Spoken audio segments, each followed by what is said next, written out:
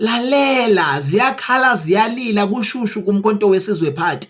So izolo we thought that Jacob Zuma is the one who removed Colin Makhubela as the chief whip of umkhonto wesizwe party in parliament. Kanti akusuye uJohn Hlophe, and he did that without consulting uJacob Zuma. Namuhla uJacob Zuma makabuye eBurkina Faso uthola indaba zokuthi Colin Makhubela wehlile esikhundleni bamehlisile, and uDes van Rooyen has been appointed to be a leader of umkhonto wesizwe party or the chief whip of umkhonto wesizwe party in parliament.